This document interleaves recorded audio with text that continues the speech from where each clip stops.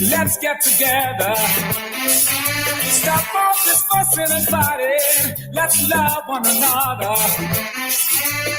You gotta help your mother, help your father, help your brothers, help your sisters, help your neighbors and your friends. We are one people, one nation, one destiny. Everybody, y'all. One people, one nation, one destiny. Yeah, yeah.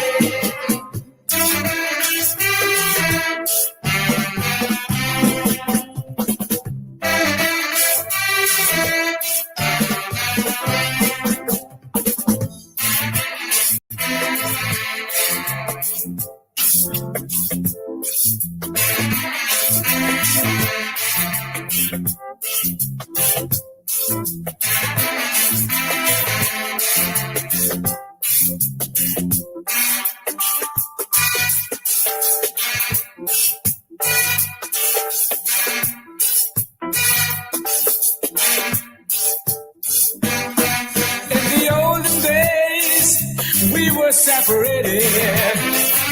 Now we are freer. That's the way it should be. You gotta help your mother, help your father, help your sister, help your brothers, help your neighbors and your friends. We are one people, one nation, one destiny. Yeah, yeah. One people, one nation, one destiny.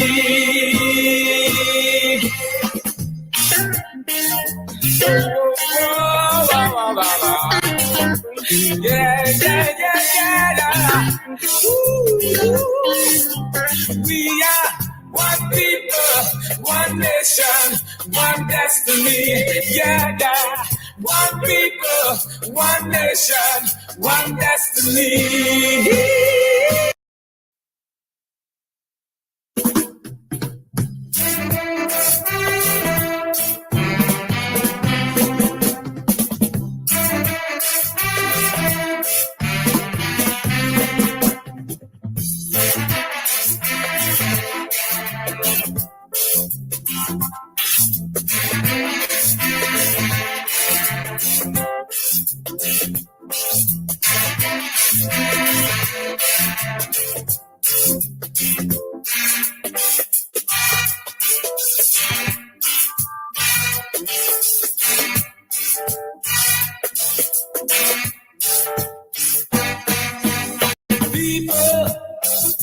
Let's get together.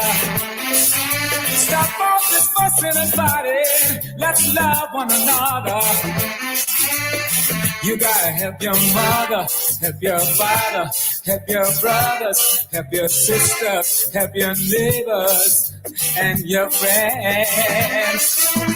We are one people, one nation, one destiny. Everybody, y'all. One people, one nation, one destiny. Yeah, yeah. So, this is Attorney Sharon Washington, owner and founder of the Washington Law Firm, located at 455 Utica Avenue in Brooklyn, New York. We're specialized in medical malpractice, personal injuries, matrimonial law, and landlord and tenant. If you're in need of legal representation, please give us a call today. The number to call is 718-877-3100.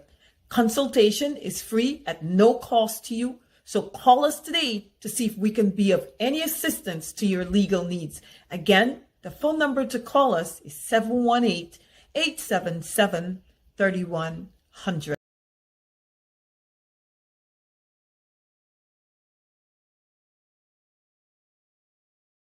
If you are looking to have your statutory declaration, affidavit of income, identity, damage or lost passport, lost license, tenancy agreement, agreement of settlement, power of attorney, last will and testament, and certification of documents, then you need to visit the Alistair Collins firm, located at the Killian Mall, 162 Lamaha Street in Georgetown, between Camp and Waterloo Street. Alistair Collins is a commissioner of oaths and the justice of the peace. Make certain you visit him or call for more information at 649-6410 or 685-6448 or 503-1451. And there's adequate parking available. Go down to the Alistair Collins firm and have all of your legal issues settled and brought to the fore. Alistair Collins firm. Contact them at Alistair Collins firm. Right, I'm out now. I live in Guyana, right? I'm out now. Like, I am in Guyana no more. I think I will go and get me visa, and I go fly out, and I go to Mormis, and I go relax myself, because I am in Guyana no more. I am in Guyana. I gotta go Mormis. I fly now, go Mormis. Things cheap there.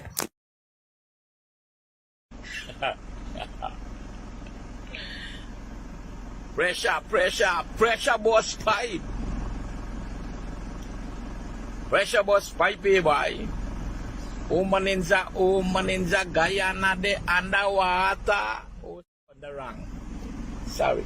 Umaninza Guyana de under pressure. What? Bangamere is $400 pong. Trout $400 pong. Oh, you go buy that sell back by. I just come and tell a boy, be some buy me little fish and mix with me little crab and sell.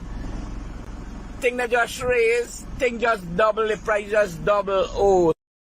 Everything double, price double at the market, price double at the cathedral, price double even all across the quarantine. You talk to people there, they'll tell you every single thing double. That famous property out at Portuguese Quarters that the older guys go and they hang out and then they do some extra hanging out at Portuguese Quarters. Everything just gone right up. Even minibus prices just gone up. You think you can travel to Linden in one of those Bulldogs minibuses? Oh no, the Bulldogs minibuses prices gone up as well. You got to take those big excursion buses, the Tata buses, and the what is it? The Cayo. I believe it is the Cayo. We used to call it under quarantine. Those of you who are actually from the quarantine, lived under quarantine, and you know those buses, we used to call them Cayo. I don't think them tongue people know about them buses there, Cayo. Tell me if I'm wrong. It came from Brazil. The Tata buses came from India. Oops, speaking of India. Aapke naam kya hai, bhai? Tonight, speaking of India, are you ready? Call your friend. You send some messages and let your friends them know that we are on tonight. We have a particular individual we will be talking about. India, indeed. Don't you guys love India? I mean, look. I love India. Some of my ancestors are actually from India. And one of these days, I've never gone to India. I want to go to India. And when I go to India, all of you will be knowing that I'm in India because I will be meeting Amitabh Bachchan. I want to meet all of them in India. Namaste, namaskar. What else? Lots of other things. Kya hua, tera wara from the movie Hum Kisi Ke Kam Nahi and all. I'm going to meet all of those stars. And the other person I want to meet when I go to India, guess who? No, not that particular one that was hauled into the, somebody took a picture boarding a flight, getting out of India. Thank God, these things do happen. Look, take a look. Boarding that flight, getting kicked out, getting recalled. Oh, did I say recall? Boarding that flight. Oh yeah. Getting out of India. Look at him. Take a good look at him. Understand exactly what I'm talking about, who I'm talking about. Take a good look. All right. You see the resemblance there, right? Good. Thank you so much, Miss Bess. Thank you so much. And for those of you who haven't already shared the link, kindly share the link. Let your friends know that we are on this evening. Look at that individual. Oh, Chan. Did I say that? All right. Again, good evening to all of you. And thank you so much for joining us today. And straight up. Oh, God, that's where the dog gotta go. The guy doesn't want any female in his yard at all. And for Obvious reasons. Guys, look, that is his lifestyle. If he doesn't want any woman in his yard, you got to know what he does and how he dingle, yeah, dingle. But he's gone. He's history. Let us see where the install regime is going to put him. You know what I mean? Look at that. I mean, put him, not putting, mind you, right? But here's the hero of the day. The hero of the day is Sonia Ghosh. Sonia Ghosh, and namaste, namaskar. And Sonia is actually a professor. She is a animals rights activist out in India. And so she went into the yard looking for a stray dog. And trust me, she did the right thing. Oh, yes, didn't she? Of course she did the right thing. She went into the yard looking for the stray dog. And she stumbled upon one, right? And that particular one was barking at her. We all know what's the end story of that particular dog. Well, hello. Look, I feel guilty that I even want to look at this particular animal and even give this animal a name of Judas or whatever. I wouldn't do that at all. But this is exactly how that particular individual of whom we are referencing about is probably on his way right here. Where is he? You tell me. You guys tell me which one is that individual there. Just tell me which one in that individual is that individual. All right. Hey, guess what? Now that we are on the subject, Charan Das has been recalled. He's on his way on the plane. We can probably see. You never know. Back to, I bet he's going to stop in Canada first. Now, these guys are losers, a waste of time, waste of taxpayers' monies, and so forth. But back to this woman here. Thank you, Village Voice. When you guys need good news, good, real up-to-date stories and these things, go to the Village Voice.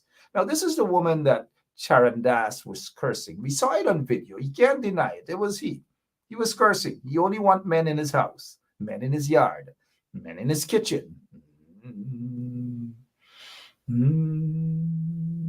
Okay, naughty Mark. Gosh, how naughty can you be? It doesn't matter. He can have men anywhere he wants to have men. That's his prerogative. But what he did to this woman was unacceptable. Totally unacceptable. He cursed her because she was in his yard looking for a stray dog. She does this every day. She has been doing it for many, many years. Many years she has been doing it. And so this little Nimakaram, this Katahar, this Chamar, this Terekabur Nanika Chodor, by the name of Charan Das, chased this woman out. Chased him out of the house. Chased her out of the yard. You guys know the whole story, right? We can play the tape for you guys. If you guys don't want to listen, just cark your ears, as we say in Guyana, cark your ears. But this is what he did. This graceful individual by the name of Charan Das Prasad. This is what he did to the woman. Are you any better? No. You're throwing out a helpless dog? What helpless dog? I don't need a dog in my yard, all right? You want a dog, take it, put it between your legs. You little bastard. No, you probably want the dog to fuck you. That's what you want. I don't care. I don't care who you are. I don't care who the hell you are. Fuck you. Yeah, dekha. Now listen to me. You're drunk. You're Don't bloody, let any woman come in my yard. You're bloody drunk. Hello. You like the camera? You don't understand English. Speak in Hindi. Chalo, tum chalo. I can't believe I'm actually looking through Charan Das' door to see all the men in his house. There's got to be another story to that. There's got to be another story to that. I was actually counting the amount of men Charan Das got in his house there. Seriously, I saw like about 4 or 5 of them. Some of them were bending down, peeping as well. Let's take another look. Are you any better? No. You're throwing out a helpless dog? What helpless dog? I don't need a dog in my yard, all right? You want a dog, take it, put it between your legs. You little bastard. No, you probably want the dog to fuck you. That's what you want. I don't care. I don't care who you are. I don't care who the hell you are. Fuck you. Yeah, dekha. Now listen to me. You're drunk. You're Don't bloody- let any woman come in my yard. You're bloody drunk. Hello. You like the camera? You don't understand English. Speak in Hindi. Chalo, tum chalo. That disgraceful, despicable individual. Just totally disgraceful, but you can't expect any better from that guy. You just can't expect anything better from him. Disgraceful. Look, this lady, Professor Sonia, I want to meet Sonia. She did a good thing, and she stood up to that disgraceful, despicable trench crapo, Charandas. Thank you so much, Sonia. Thank you. You stood up and you represented all decent-minded individuals around India and around the world. And you guys are actually ought to be benefited to ensure. I noticed somebody said that lunatic, yes, that lunatic Charandas, kick him out of your country.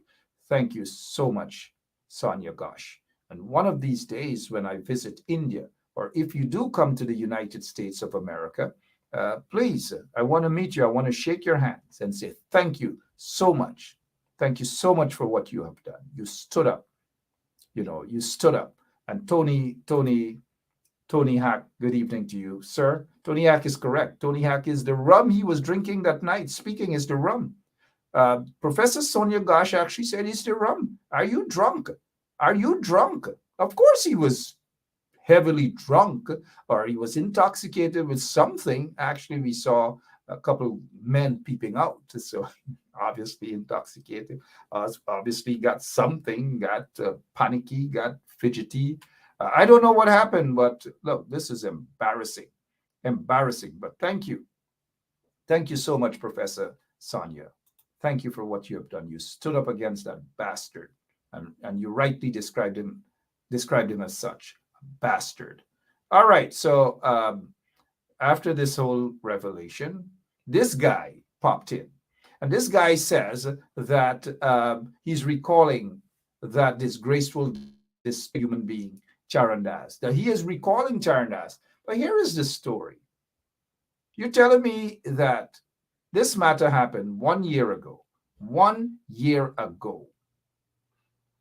And Irfaan Ali knew nothing about this story? Nothing at all? I doubt that.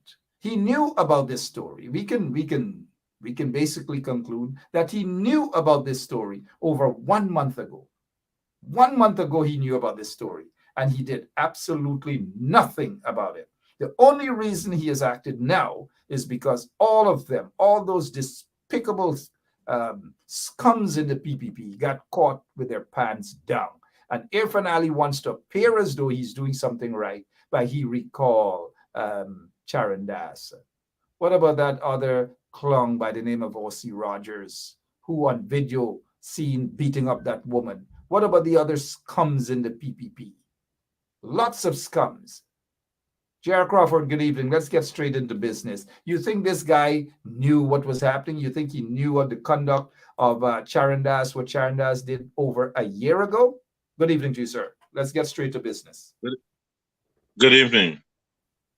Definitely, once a foreign national, especially in a governmental position, is under any sort of investigation, the embassy would be notified, and the government also would be notified. The sad part of it, a year ago, and no action was taken until the video got on social media. So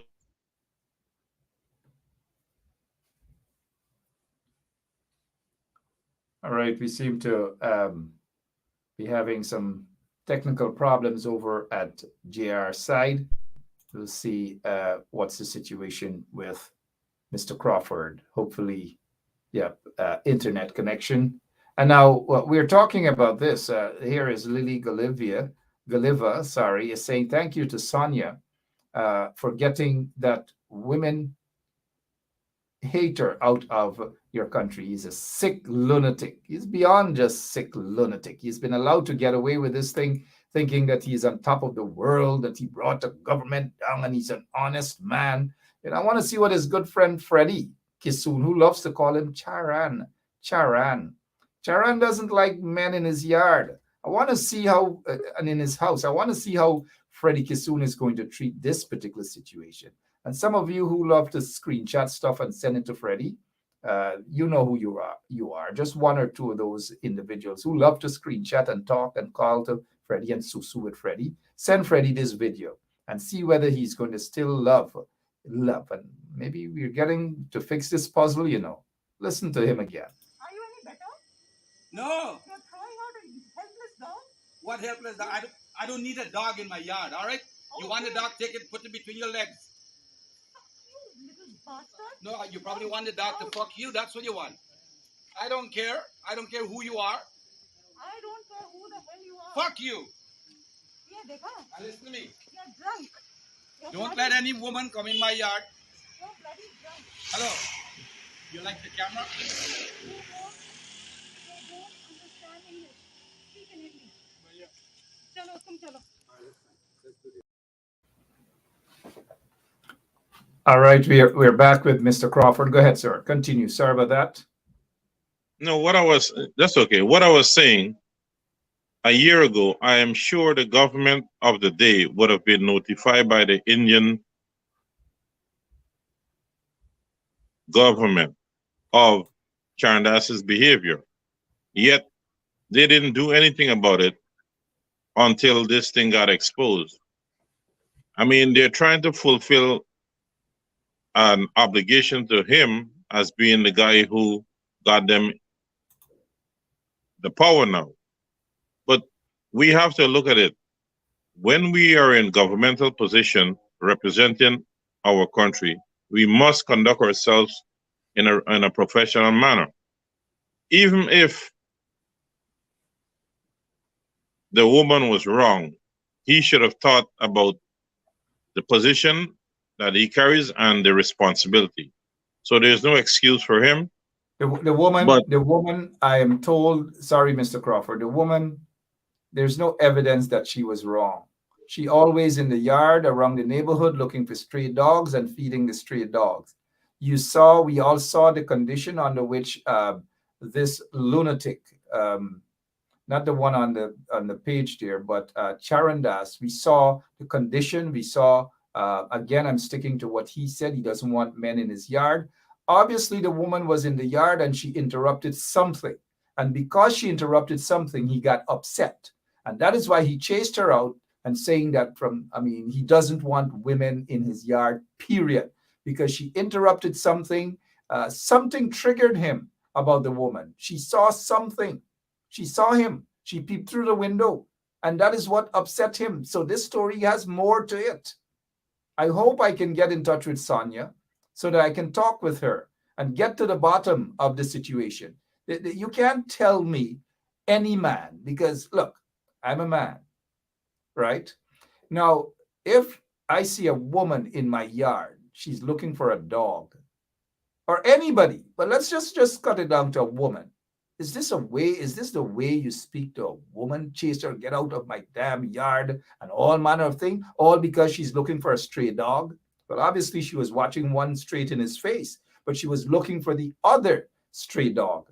There's something is wrong. The woman caught him doing something. But continue, Mr. Crawford. Now, what I'm saying, I do not condone his behavior. He should have been actually called before the court. He should have known better that, of a governmental official. He can't be hauled before the court in India because he has diplomatic immunity. But go ahead. You see, therein lies a lot of the wrongdoing.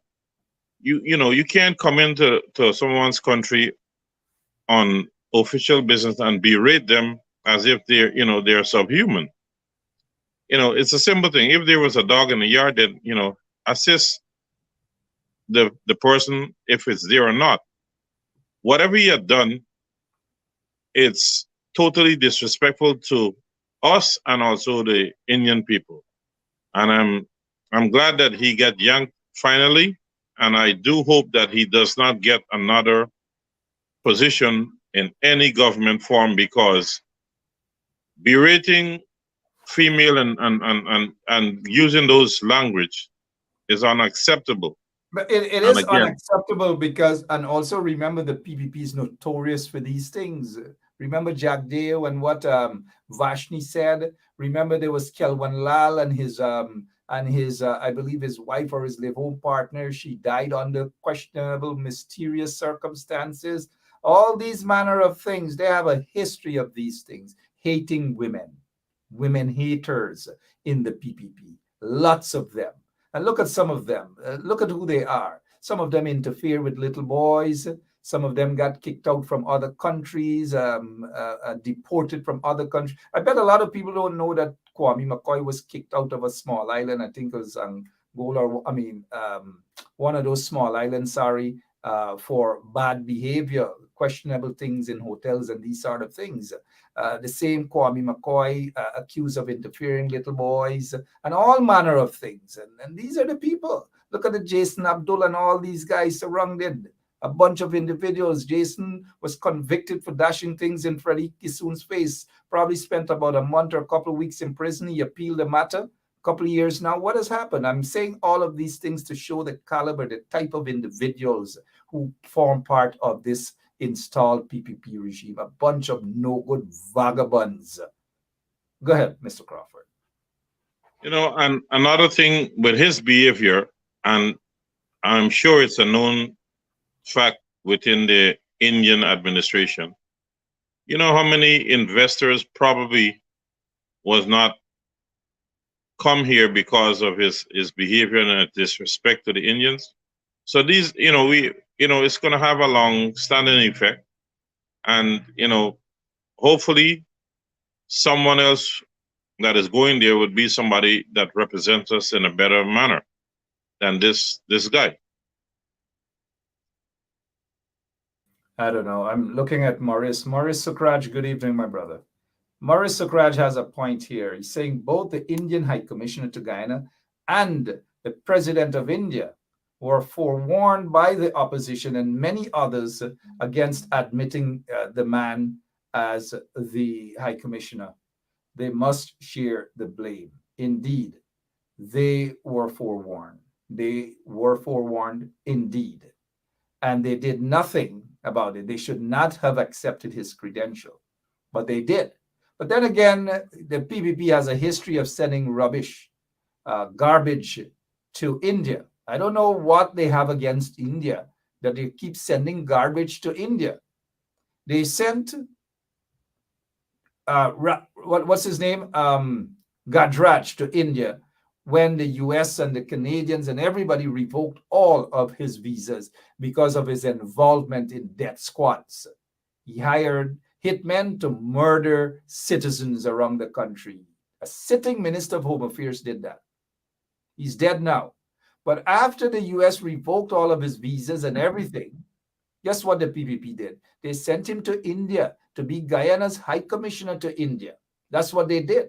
And then now this Nimakaram by the name of Charandas, who happened to be a friend of yours, but you'll talk a little bit about him and how he actually became MP when he should not have been the MP, but because of stupidity on the part of the AFC, Ramjatan and others, they put that Nimakaram Charandas to be an MP. Tell us a little bit about the Charandas you know, Mr. Crawford. Well,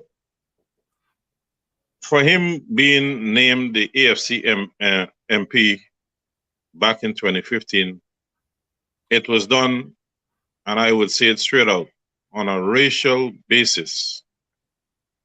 He was not supposed to be the choice. It wasn't agreed upon. The choice should have been my brother. If my brother had refused, then it would have gone to Gobind Harbajan. But I am going to go on record. Ramjatan and Ramaya, they concocted it. And the day when we found out, I told my brother, I said, look, if I were walking in your shoes, I would have been in Georgetown. And his thing was, let them try. I don't care. So But for me, I wouldn't have done so. wait a minute, sir. You're saying that the man who was supposed to be the MP, and I saw the list, your brother Ryan Crawford, his name was on that list to become the AFC's choice for member of parliament. But when you guys saw the list afterwards, Ryan Crawford's name was scratched off, and suddenly you saw Yep. Charandas. Go through that. Let the people know. Let just spill everything out. Let the people know. Now, my brother started to back away because he saw what was coming. And I don't think he actually had words with Kemraj after that until today. But when I know Charandas wasn't somebody what your brother saw was coming. That they was in there for personal gains and not for the people. You don't screw around with the people's representation. Yeah. So were you guys surprised that Ramjatan and others secretly selected Charandas to be the MP for the AFC and not Ryan Crawford?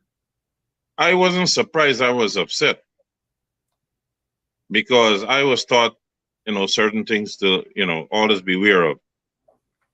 But personally, I spoke with Charan and I gave him some issues that was. You said Charan. You mean Charandas? Yes, I'm not gonna go all the way with him. Anyway, there was an issue with a problem with the road in New Forest, which he's only a couple of miles out from that area. And 3 years went by and he never took the time to drive down there and to assist the people that live there. It's a small population. They have no running water. They have no electricity. Yet he didn't find time to go there. I had to do some begging and pleading with people to take in fresh water, the government people.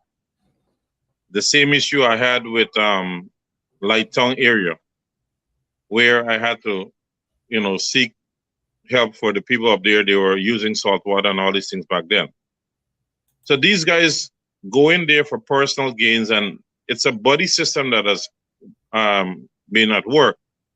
And the buddy system is what caused AFC to become a non-factor in today's. Why do you suppose they Ramjatan and others in the AFC, PPPs, same difference. Sorry. Why do you think they left your brother Ryan Crawford out of becoming? Because he's a straight shooter. One second. I honestly believe that Ryan Crawford, despite his little ways and things like that, we all know his ways, but he's your brother, and I'm not going to condemn him because he and I are friends as well. But he got his little ways too. Well, we all do.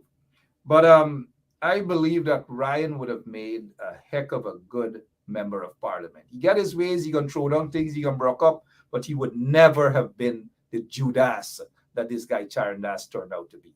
Why do you believe that they chose Charandas, the Judas, over your brother, Ryan Crawford? Why? Because from day one, the AFC gave Granger immense headache from 2015 all the way through to the next election. And I could guarantee one thing, my brother would never have sold up. I don't care what they brought to him. I agree with you on that one. Two, the AFC had a lot of snakes. And I found it out. Had? Well, I don't really consider them as much as a lot of people are saying. Look, I'm going to put it out there like this. ANOG will garner more support in the next election than AFC. I disagree with that. If I had $1 in my pocket, I'll bet you. ANOG is a waste of time. But no. I'm telling you, listen. AFC is an extension of the PPP. I could tell you, I don't care what they say. And so is ANOG. But continue. But I'm going to say something. At least ANOG could stand on their leg. Which one in ANOG could stand on one leg? Here. ANOG really is the meaning of a mouth disease. I don't give them any props, but continue. All right. Look, I monitor the 2020 election, and on the list of the AFC top-up candidates, I think there was 1 or 2 persons the most that were honestly a coalition-minded supporter. There were AFC members who were there, who were in their area of voting, not one single coalition vote. And those people are listed to vote in that polling station. There was one of them who was running around telling people during the, I think around the 5th, and her words was, white and black man come with us because we win our election. You are on the list as a coalition type of person, but this is what you're saying on the street. And speak to someone who they don't know that was a coalition supporter, but they looked at them because they're the same ethnicity. I mean, them chaps could run around, and if you look at how they operate, they could run around and say whatever they want. And I can tell you straight up, it's not a nice game. I did some programs for them, and their second tier people were saying that if the black man go on the program, they're not going to go on there because they have to answer to their bosses. What does that tell you? Well, let me get. They were only fooling the viewers. Let's get back to Charan Das. Why Charan Das was actually chosen?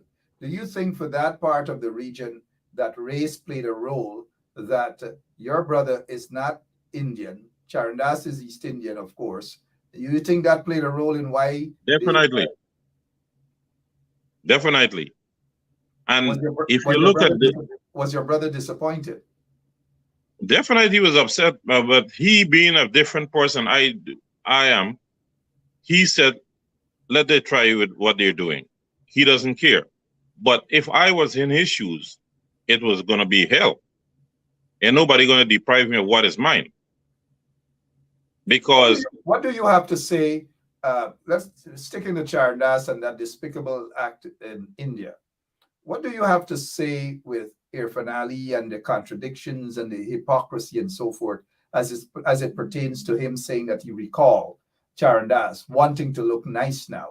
Obviously, those of us who know that Irfaan Ali didn't do that from his heart. He didn't do it to look nice. He did it because they all got caught with their pants down and they had no other choice. What is your take on what Irfaan did? I honestly, well, I can't say I'm disappointed, but I am upset of the way he put it out, as if it was just something that just came to his knowledge, and he acted immediately upon it. That's the perception is out there. But if this thing is 13, 14 months old, you know, he could have said, if he wanted to be a little bit more honest to the people of Guyana, that we were waiting. We got this report, but we were waiting for the investigation to be completed before we brought this out to our people. He could have said that. It would have been much better than what he said. Because you know of this thing last year, and you allowed this thing to ride, and it would have gone on had it not been for the video being out there. You know, Ali's got to, you know, as he's sitting there for the time being, he's got to be a little bit more straight with the people. Somewhere along the line, honesty has to come forward. Honesty indeed. If you're now joining us, J.R. Crawford is with us, and we are now getting to the bottom of situations there.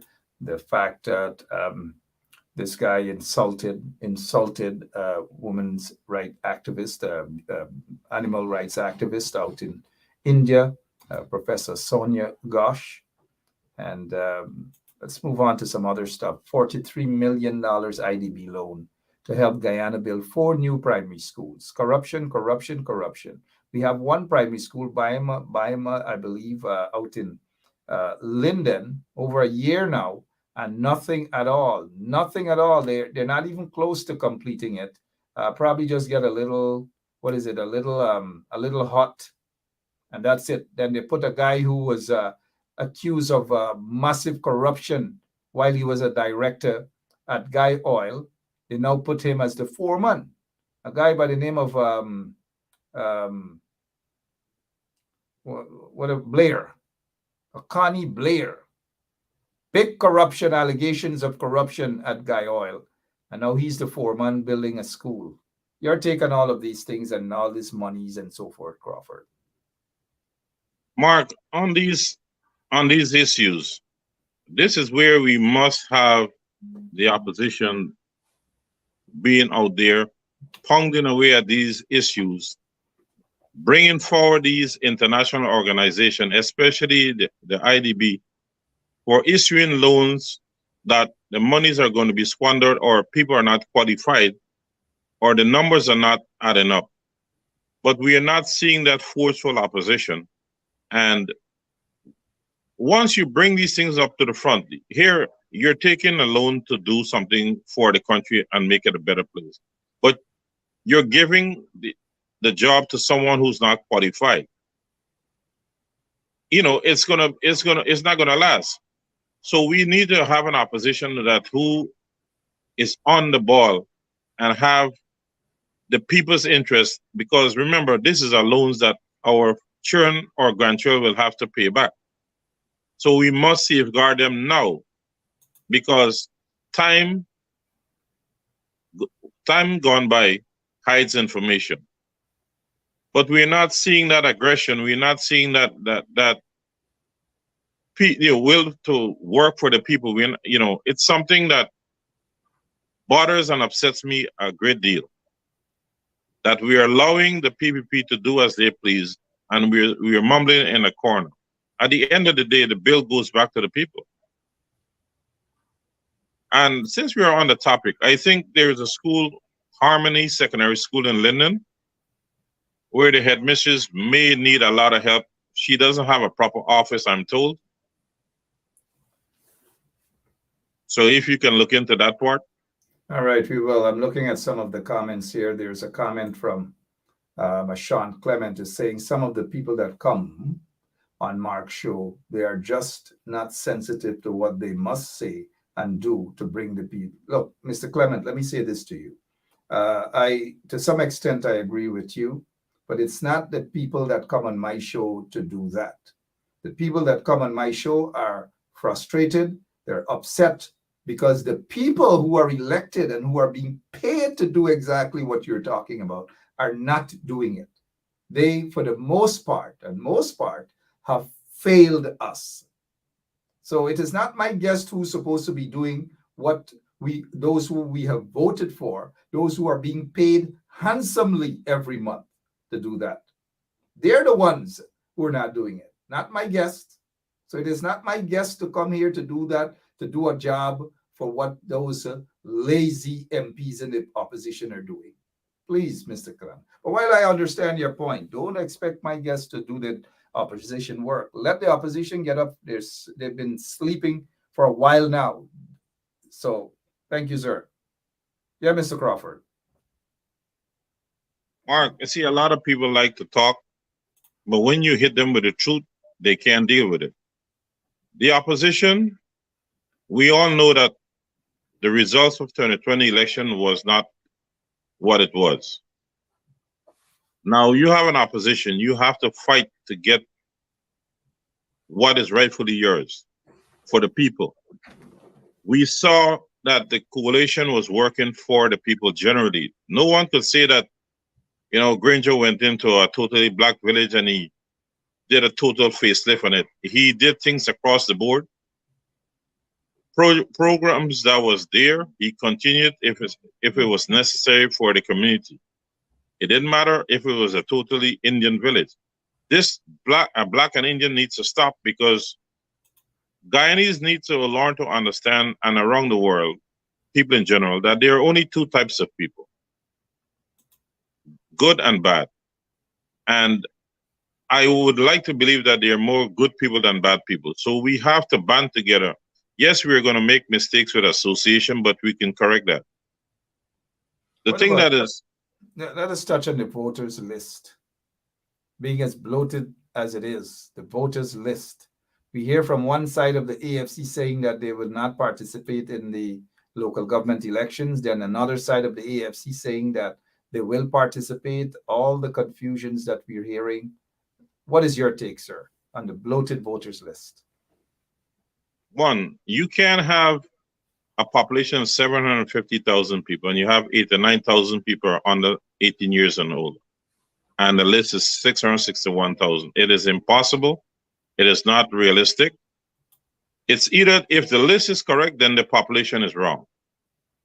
And I don't think we have 750,000 plus people here. Anyway, this list issue, the coalition right now as it stands are to be blamed for this thing being the way it is right now. They never fought from the time the PPP got installed. They know that the list was a problem because it tells you that people who were dead voted and who were not here voted, all this crap. Why they sit down and wait for 2+ years then to fight when a date is set for an election, for local election, they're going to come up and make some mumbling. This should have been an ongoing process and, you know, get international people involved, that this list would have been cleaned a long time ago. But like everything else, they rise up for a day, they make noise, and then they go into hiding for 2 months. What do you think going to happen? The PPP knows that there isn't a resistance. There isn't no international communication. There isn't no set plan on the PPP, on the PNC part to stop this nonsense. So they're going to do as they please. And in the meantime, when you are outside and you're giving an information or a help or a hint to the coalition, they don't want to listen because they got to where they want to be. A power drunk set of people who don't care what happens to the poor people.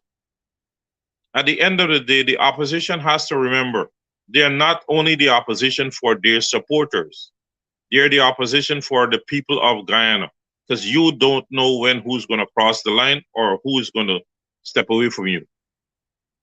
We have to worry about what happens to our country, but we're not seeing that understanding. We're not seeing that drive from the people that are in positions, and they're always. Why do you suppose we're not seeing that drive, that energy? That's that real strategies coming from them, a vision. Opposition members with real vision. A lot of them are petty. They're very soft. They're emotional. And you can't be in politics and be like that. You got to be thick skin. You got to be, if you're going to be in the game, you got to be thick skin. I don't know. Why do you think that they're not performing as much or as well as they should? A lot of them are sleeping. Why? Mark, many years ago, I had a conversation with a human resource specialist from Chicago. And she cautioned me. She said, listen, if you want to be a successful guy leading the charge, key positions, try not to hire your friends for key positions. Because once you get your friends and you buddy up with people in certain positions, and if they're lagging or they're not doing what is required, you're going to find it very hard to reprimand them. And you're going to make your job harder, or you're going to lose your job, because when the axe is going to fall, it's going to fall from the top. And this is what happens in Guyana. We have too much of a buddy system and not putting people who are capable of doing what is right for the people or improving the party, in this case, the political party, by not being our friend and they could slack off. But we are into this friendship, buddyism business, and it's a disservice to the people of the country. And the people need to start to make noise when they see an appointment or a selection for a position that will not benefit their needs. So true. And it's sad that this installed regime, they've made so many mistakes, blunders upon blunders, but you're not seeing that energy from the opposition. They're way too divided. They have a general secretary who has been missing in action, no groundworks, no nothing, absolutely nothing. But you got to give the PNC some credit, though. I heard that they just opened a canteen at Congress Place.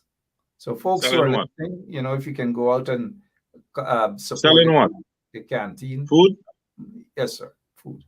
I hope they don't sell alcohol on the premises. I hope no, but we got to give them I some just credit. hope that. Mr. Crawford, we have to give them some credit for a success story. They got a canteen up and running. Duh. Give them some credit for a canteen. No. The credit, go out there and work for the people of Guyana, and they will put you in a position where you'll be comfortable. Give them some credit for that canteen. Please, let's do. Mr. Crawford, let's touch on this here now. What's happening? By the way, when I'm in Guyana, I'll drop by the canteen and get a little black pudding, little pulori or something like that. I don't know. What's your take on this, sir? Or you wanted to talk about the canteen again? That's a success story, you know, Mr. No, Crawford. well, I want to touch something in the canteen because I do hope that we are not selling alcohol beverage on the grounds of Congress Place.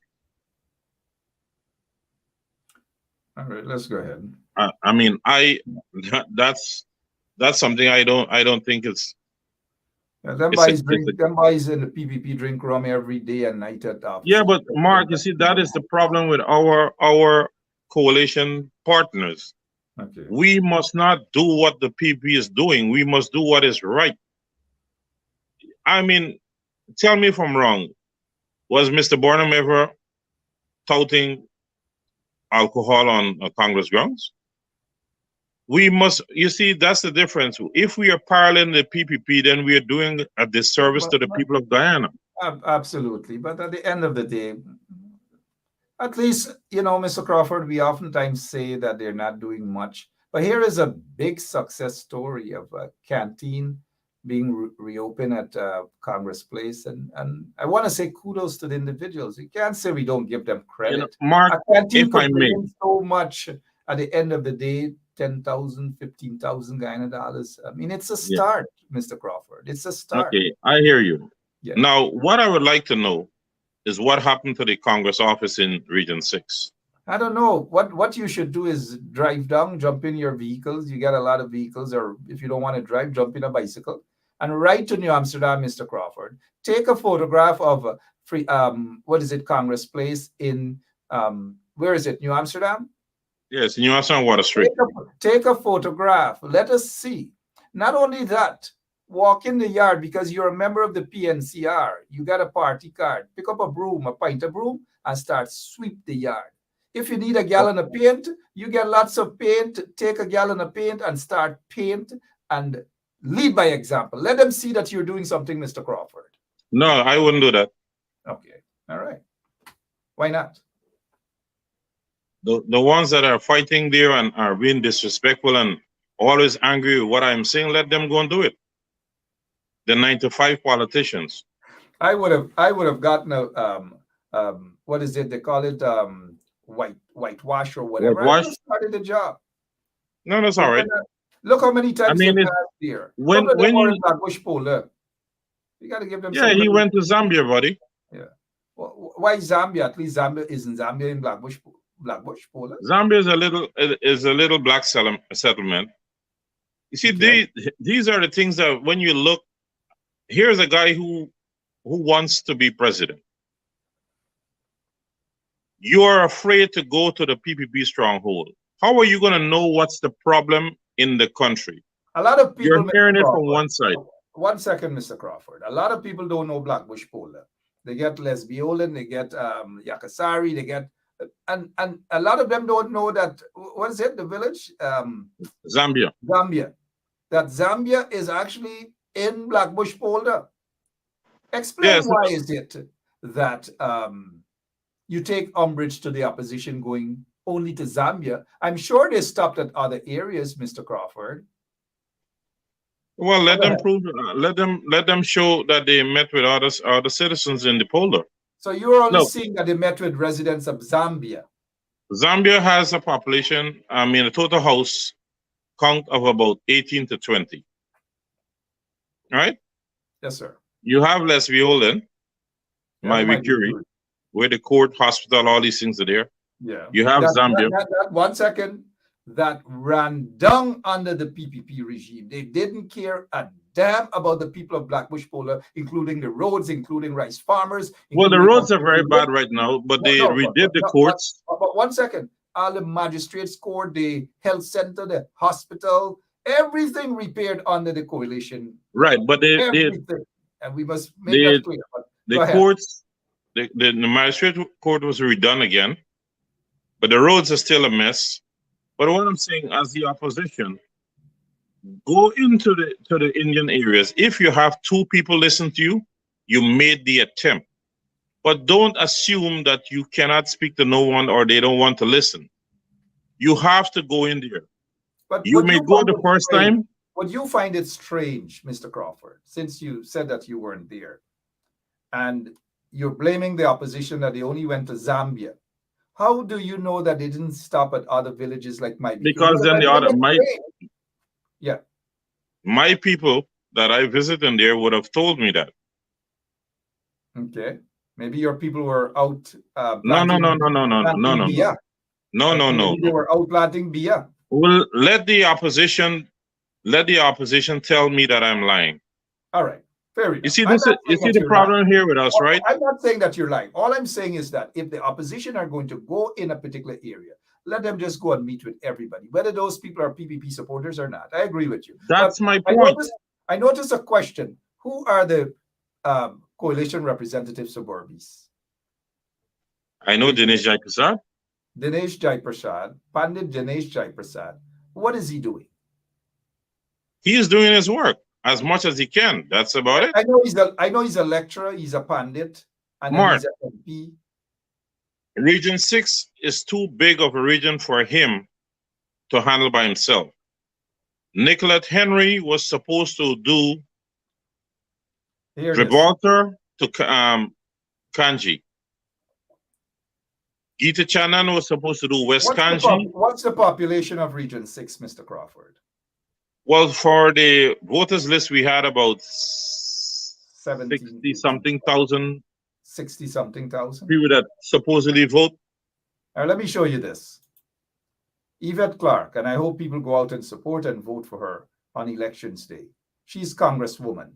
Her district alone has hundreds of thousands of people, but she handles it. She handles it very well. That is why people should go out and vote for her. We live in a small populated. Mark, let me just address this person here, Chanel Wills. I see she's saying that I appears to be an enemy of my own party. No, that's all right. Don't. No. Hold on. Go ahead. These narrow-minded people that support the coalition, they want you to lie to them, and they end up still yearning for a meal. If you don't get your leaders on the ball, how are they going to have an improved lifestyle? They are so shallow-minded. You must not tell Norton or Ramjatan or Keith Scott that they're leading the people down the wrong path with false narratives. What is going to happen when people don't have a proper lifestyle? These people can't face the truth, and that is why they're always in a hole. Mr. Crawford, they can't take the truth. I know you to be an action-oriented person. We have been talking a little too much. If I was actually on the ground there, I would have been far more action-oriented. There are two things. 1 second. There are two things I'd like for you to do. I'd like for you to take a photograph of Congress Place in New Amsterdam. Send the photograph. I will put it on the air right here. I'll put the photograph and let the people see the condition, not to embarrass the party, but to have all those people outside of Guyana, in Guyana, who so care about the party, to pool up their monies and help to repair the building, Congress Place in New Amsterdam. Let us do that. Now, I say that because remembering the last time there was a project and people were willing to do something and build a library and donate computers and all these things and books to Congress Place so that they can build a library. I personally brought I said to the leader, Mr. Aubrey, that look, lots of people want to help out. Aubrey Norton shot the idea down right away without giving it an opportunity, saying that he has a bigger thing in, well, I'm aware of it. Bigger plan. And that, but the library could go by the women's organize. Every time you come up with an idea, they have a better idea, they have better plans, and they keep shooting people's ideas down. That is what they do, and they should know that that is a turn off. So I just want folks. I had one guy, Mr. Williams, I believe, on here, donated $500. He says whenever the project starts, Mark, he is willing to give $500 for that project right off the bat, and even more. There's scores of other people who wanted to donate computers, books, and all these things. Let the party do these sort of things. Aubrey Norton travels to Canada, to New York, to wherever. Let them do these sort of things. That is how you empower people. That is what the opposition ought to be doing. Now, I'm not sitting here talking because I just want to talk. I've done that by example through the Bench Up Foundation at the time when 23 years the PPP was ruining Guyana. The Bench Up Foundation was all over the country offering free computer classes, CXC courses, every single thing to empower the support base. And that is what people want to hear and to see that the opposition is doing. Now, canteen is good. You get to eat, you get to take a drink of Mobby, and you take a tip or a sip or whatever else. But they need to do more to empower their support base. At least let us start with Congress Place in New Amsterdam for them, Mr. Crawford. Can we please start with that? A small project? I'll get you the picture. Listen, if you have a set of people who know it all and who practice tribal politics, where do you think you're going to go? Every one of them practice that. Look at the difference. You don't think Irfaan Ali, every day we see the example of them doing that? You don't think that's what Bharat Jagdev and all of them do? You don't think all of the businessmen in the private sector commission, that's all they do on a daily basis, Mr. Crawford? Mr. Benchop, not because what the PPP are doing is acceptable, or else we wouldn't have been on the air. Acceptable. I'm not saying. No, that's what I'm saying. Our coalition people have to be honest and forthright. Don't do the same thing, or we're going to end up with 1 and 2. That's it. The people are the ones who are suffering. Now you have all these people who are forcing the issue. When you ask certain people that are sitting on this program, they won't do anything. They won't speak out. They're afraid. They want you to be the guinea pig for them. They want you to be the sacrificial lamb, while they sit there and hope that you deliver their freedom on a platter. Everybody wants me to be in the forefront. Let Norton come to me. I'm not going to go to him. I am doing my part as a concerned citizen. I don't have children that would benefit from the improvement of Guyana down the road. When my eyes close, that's the end of it. What am I supposed to be? Go on the cross as they nailed Jesus Christ? These people need to learn that when you speak about the ills or the weaknesses, it's not that you hate them. You're trying to get them aware where they're faltering and let them go forward. How are we going to go forward as a people? The country, a selective few is getting the benefit. 90% is being used as pawns. Yet you have people who is throwing a tantrum. When you look back now, they're going to go in their circle and drink up rum and sport up and say, you know what, people be treating our bad. That is all they want to do. So in other words, you're saying that in order for you to be action-oriented, you want to see the elected officials. No. I'm not speaking about me. I am doing my part. Okay. Don't try to put me in front. I'm not running for any position, my friend. Gotcha. I'm not. Those who are in position, they need to either come out and do the people's bidding or let somebody else go. If I go into a position of choice, then I will go and work my ass off for the people, or I'll say, hey, I can't do the job. I will not go there and take the people's money and not do the job for the people. Here we go with Ian Bino again. Mark, you all have all the business on the air. What business?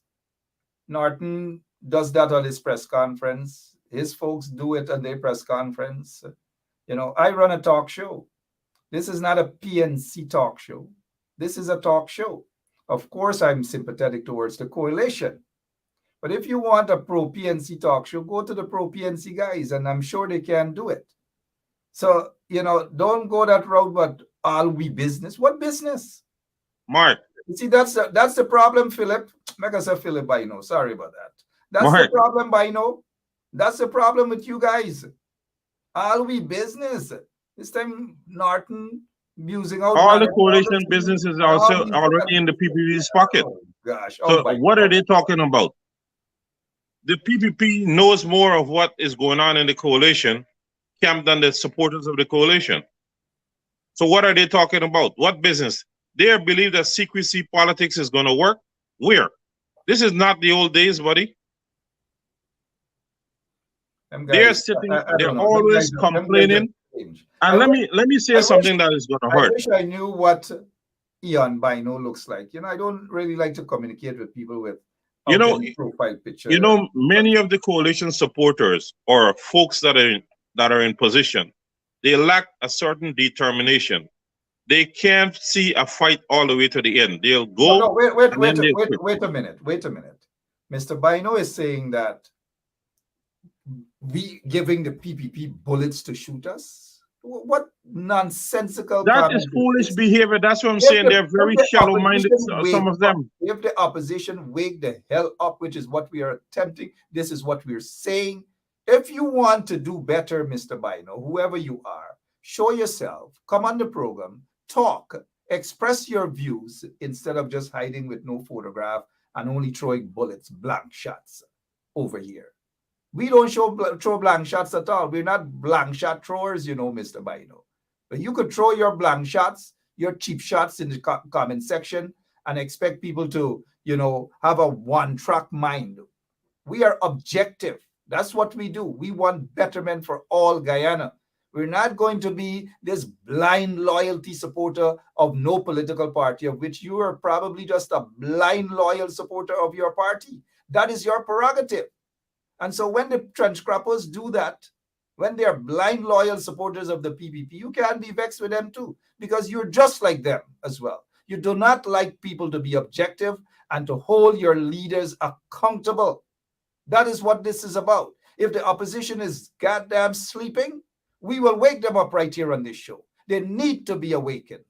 And I am very unapologetic about that. They need to be awakened.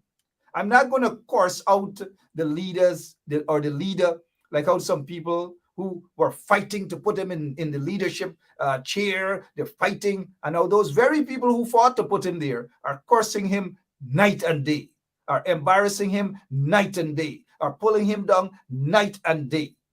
So don't bring no Jim Cock, bring Ramgood story about pulling down and we business and them stupid as that. Those kind of things are 20, 30, 40 years ago. It's done with. People got to be objective. If you can't be a politician, if you can't be effective, if you can't represent the damn people, well, stop taking the people's money every month. You're getting $300,000 a month. You're getting duty-free concessions, and you're sitting in your offices, those who are opposition MPs doing no goddamn thing for the most part for the people, and you expect us to sugarcoat every goddamn night things here? Not on this show. Some other show. Go on another show and ring a bell. Not on this show. We'll take a quick commercial break or whatever sort of break. We'll take some water and we'll be back. This is for Bino. Yeah, you already know what I want. Let me go. Give me Palori, I want Palori. Yeah. Give me Palori, I want Palori. Yeah. Give me. Yeah, nah. Every single nah. But yeah, yes, sir. Go ahead. But you see what Crawford, if you get a picture of Congress Place in Borbies, I will personally start a campaign right here. I will see if I can make it down there on Thursday. Make it down. I mean Friday. Sorry. I'll give you bus fare at $100 from Alice to New Amsterdam. Nah, them things don't work anymore. You see what happened to Guyanese people, right? And go. Jump in one of your vehicles. Take a picture. Let's see. And let's start that project and help the PNC out. That's all. Here, I made a recommendation. I send the individual to Norton, who he knows very well, and nothing has come of it, right? Forget about the individual. Forget about Mr. Norton. Let us start that. I would have gone 2 or 3 days a week and donate some of my time there. We're going to get folks like Bino donating pain to get this job done. And folks anyway, I was saying, right? Yeah. Guyanese people, when you criticize the lack of effort, they get angry. They believe that every single Guyanese walks around and is hating other Guyanese. I don't hate nobody. I may be upset with you, but I don't have no time to carry nobody's burden in my mind. I hear you. But look, Basil I could Clark, curse someone in 5 minutes, and if they need my help, I would help them and go along my way. I don't have the time to be burden my soul with hatred. Look at Basil. I'm going to suffer myself. So these foolish people are making these comments. Yeah. They got to take that shit to somebody else. Tonight we got different kind of trench grappos. Yes, because we have some no goods just like the ones that we are coursing on the other side. And that is the problem. Look at Basil. They don't take the time to educate themselves and bring themselves up to speed in what is going on and how they're suffering and what are the reasons. You must suffer if you don't have proper representation. 1 second, sir. Here, Basil Clark now. Well, you live in the US and can afford that. It is not the same in Guyanese. People are struggling. Look, let me say this to you, Basil. People are struggling all over the world, not just Guyana. I've been there for all those years, and I know what it is like standing on the streets, many times all by myself with a placard confronting the PPP regime. Sometimes it's just a tennis roll and just maybe some black tea alone. Nobody knew what the struggle was like. People thought different. Mark with a tie and he's protesting. And so nobody knew what the struggle was like then for all those years and the sacrifices. So don't tell me this BS that you living in the US and people struggling. And don't come to me with that crap. I've been there. I've done that. Talk to somebody else. Probably call Burke and talk to him about that. Not me. Go ahead, Mr. Crawford. Tonight is Sheer Lake's time. I ain't gonna give them the donkey. You see, that is the problem. That is the problem where the groups that the PNC had, if they were active and properly managed, would have been able to educate their supporters and, you know, try to make them see things with a wider scope. But we are not having that intelligence. Those that lacked school learning will react like this, and some of them, even though they did well in school, still have this dirty mentality. And this is what it is. We can't go forward as a nation and be progressive if we don't have an open-mindedness thinking. Hear this, Crawford. Mr. Bino, right now, if you want to come on this show, you want to show that you have BALLS. Talk about the things. I'll give you 5 or 10 minutes to talk about progress. Talk about some of the things you want. You don't have to show your face. Come on the show. Let us hear from you. That is what you call guts. That is what you call bravery. Don't just hide behind some name with no photograph and throw things. Come on right now. I'm giving you that opportunity to come on. This is democracy. Come on, let's talk. Otherwise, how the guy is going to come on when he doesn't have a profile picture?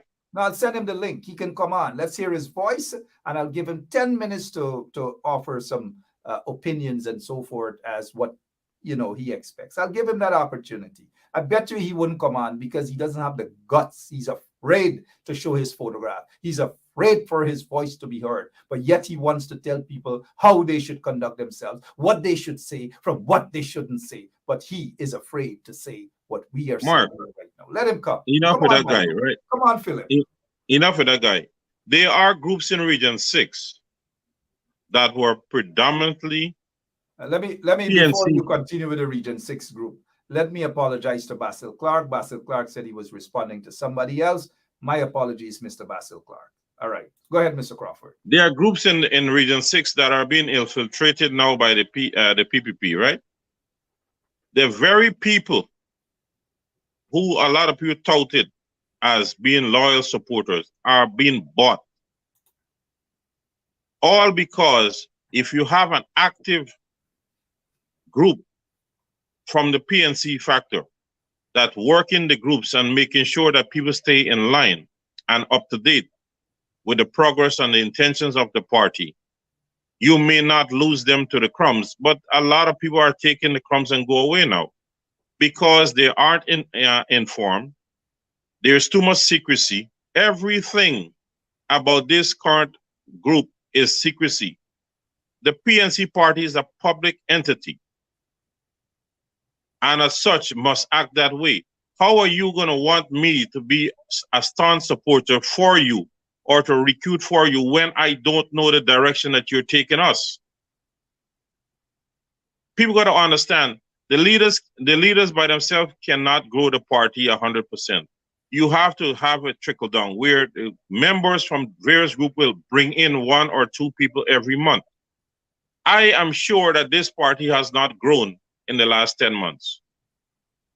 Let them show the membership of new members. All right. I just want our listeners to know that our objective discussion here tonight is all in the realm of democracy, freedom of speech, and we just hope that this little whipping can wake them up in the opposition and they can do what is right. And so I've seen some comments saying that, the PPP don't war with each other. Like the PPP war with each other. They war with Ramjatan against them. They were warring publicly. They call him Nimakaram, Chamar, Katahar, Korhi, you name it. They war with Moses Nagamutu Kali, Katahar, Korhi, Chamar, Nimak, all these things. They did it publicly.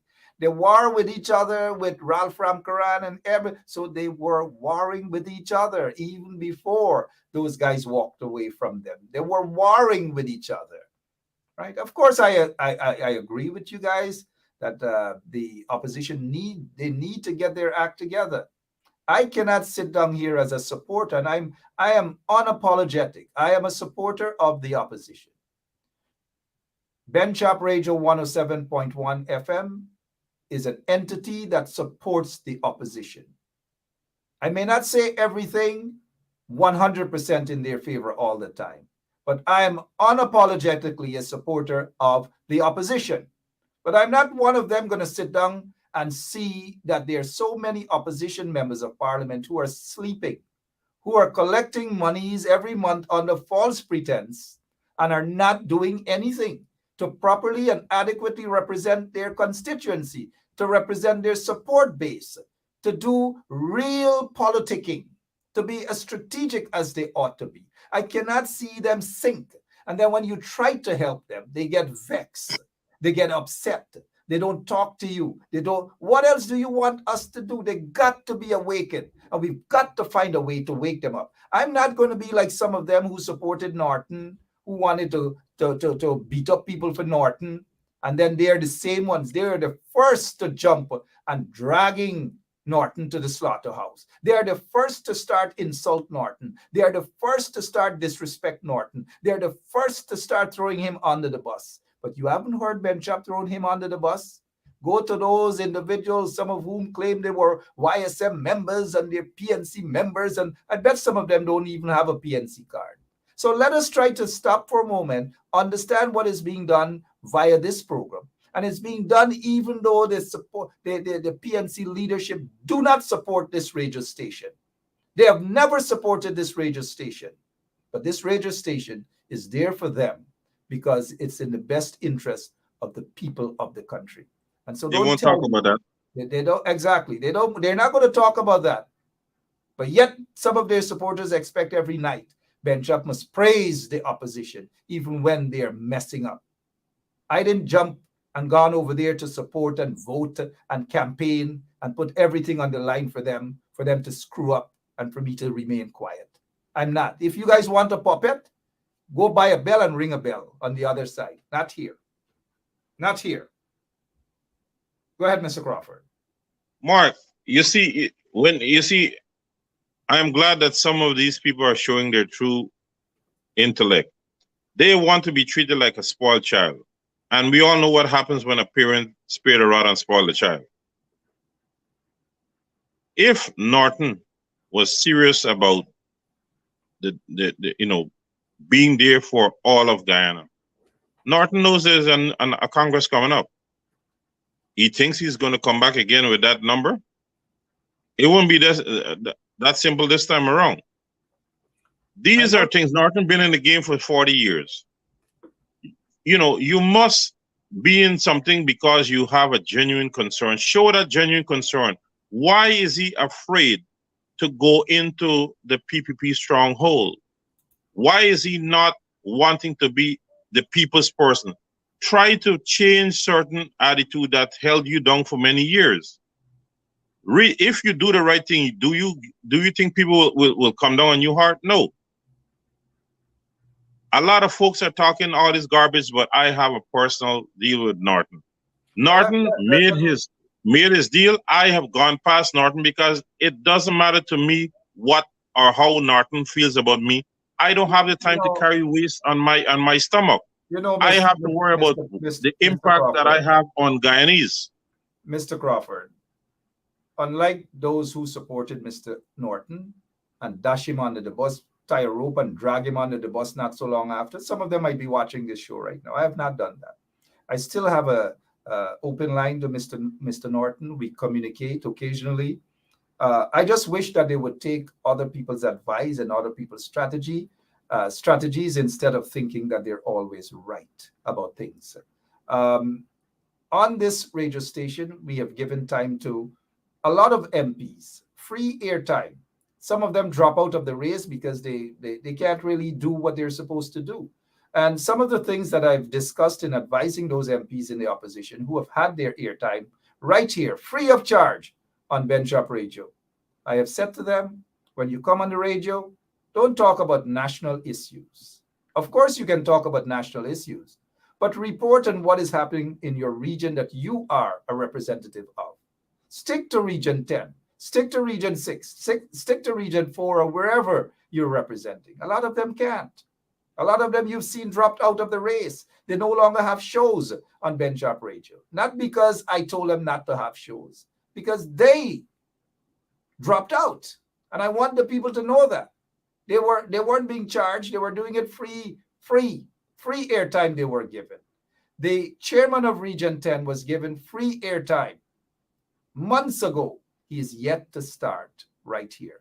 Do you think the PPP would have operated like that if they were in the opposition?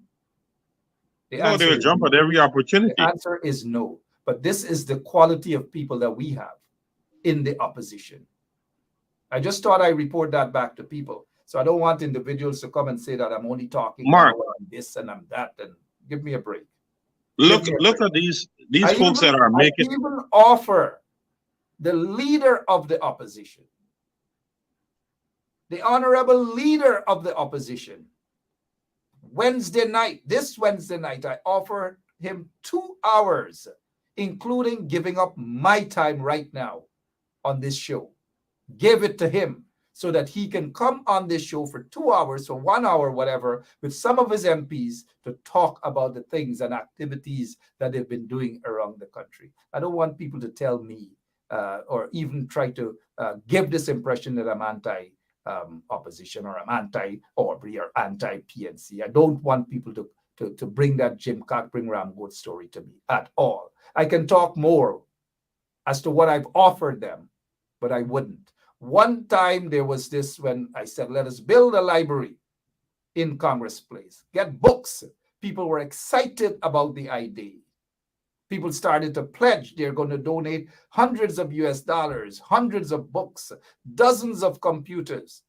The following morning, I called Mr. Aubrey Norton, and he just like a shotgun and shot the idea down without it even getting off the ground. Now, that's not nice. How do you expect people to work with you when you keep shooting down their ideas? As leaders ought to say, Crawford has a good idea, Eric has a good idea, somebody has a good idea, let us run with that. We don't see that in this crop of leadership of the PNC, and that is bad for business. Mark, bad for business, sir. Look at the West Kanji East Bank situation and the East Kanji 19 area. We don't have representative doing it. Now you have Dinesh, who is structured for the central quarantine, have to be running all over the place.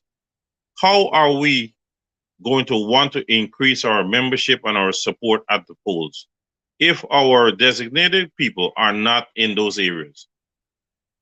Now, the onus falls upon the leader. If the leader can't have the people he designates certain areas to, and he can't have a report at the end of every 2 weeks about their visits, how are we going to be formidable as an opponent? Tell me in the name of Jesus. Then when you start to hit them for not working for the people, you have some irate people who doesn't have any idea what is going on if the moon or the sun is shining, and they want to be making comments just because you're not attacking just the PPP. Why must I sit here and attack the PPP for wrongdoing, and when I see my party affiliated are doing the same wrongdoing, I must shut my mouth? Then I'm going to be a hypocrite? No, I'm not going to do that. Mr. Crawford, the PPP has done lots of wrongs. But we've been calling them out. Lots and lots. The racism, every single thing. These guys are gangsters, they're racist, they're hustlers, they're corrupt individuals. We all know that. But look, what is happening with the opposition MPs? Majority of them, and I want to break this down to the people. They do not see their jobs as an MP, their job as an MP, as a priority for you, the people.